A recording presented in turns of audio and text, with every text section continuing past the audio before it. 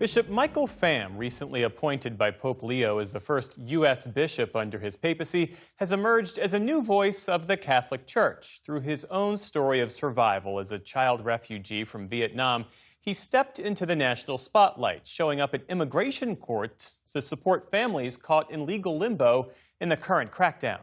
Amna Nawaz spoke with him earlier this month and provides a closer look at how he's turning his ministry into a mission.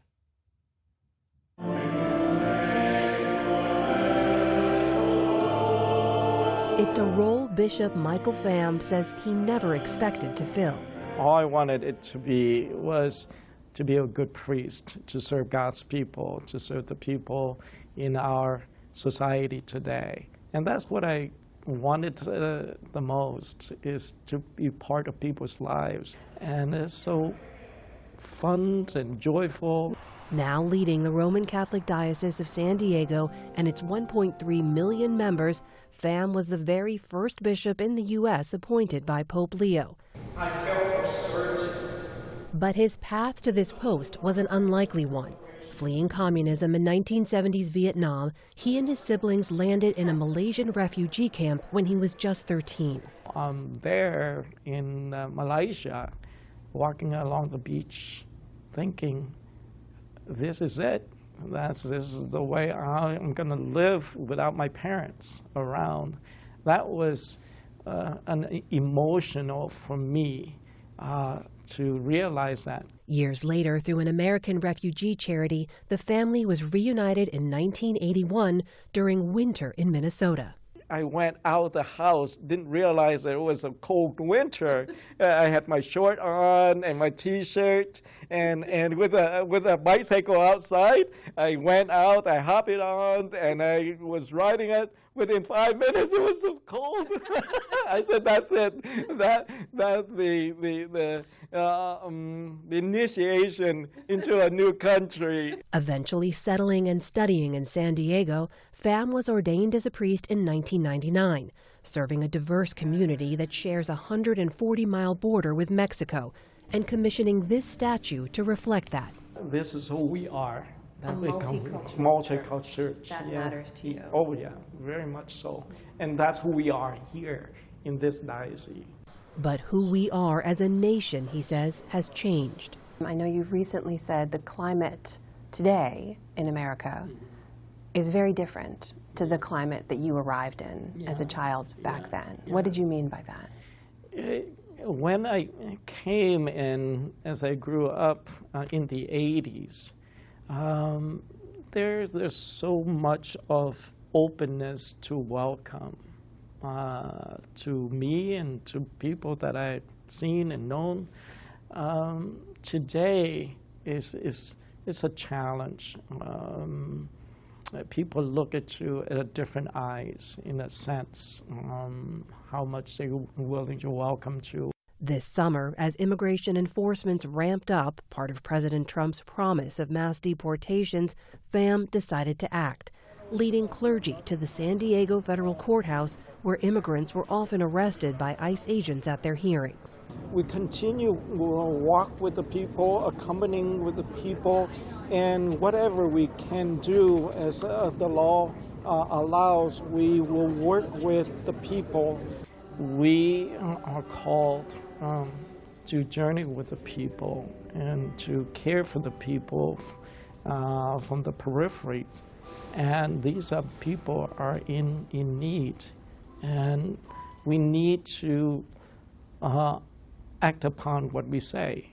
I just can't sit and not doing anything about it. So long as the value of God or the lives that people had opposed to the gospel values, then we need to speak up.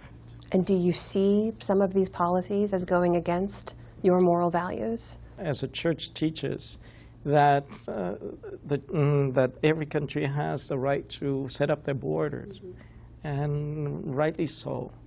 But how they treat the people by deporting them or without the respect and dignity of the human person, that is really against the values of the gospel Pope Leo, who's been described as the first modern immigrant pope, has urged the public to see migrants and refugees as messengers of hope. And he's been criticized by supporters of President Trump for posts he made before he became pope, critical of the president and vice president's policies. The church today, Pham says, must act on its beliefs. So he's convening bishops to discuss how to respond to the administration's immigration policies. And we want to learn from different dioceses what we've been doing and what work and how it can be effective and moving forward. And so, when you say effective, is the goal to change policy, to change minds? We hope the policy reform immigration would be lovely. As bishop, he's also still reckoning with the sexual abuse crisis that's rocked the Catholic Church. Many survivors are still seeking accountability, and I know the diocese was put into bankruptcy proceedings by your predecessor back in 2007. There was a nearly $200 million settlement for over 140 lawsuits, but there are new lawsuits since California law changed to reopen the statute of limitations, and new claims have been filed. How do you, as the leader now, how do you ensure accountability? Well, first of all, I feel for the survivor, just to sit and hear from the survivors share their experiences is very painful, and we recognize that, and it was terrible things that what the church had done.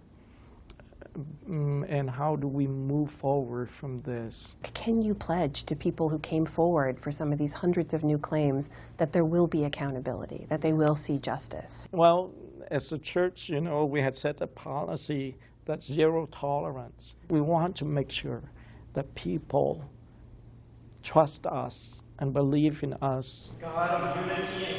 That trust, he says, can only be restored through the actions, not just the words, of the church he now helps to lead. And I think there's great hope. And it begins with us. It begins with who we are and how we live out our lives. And it will trickle out to others, certainly at work and at home and in our community. There's great hope, but we need to do more.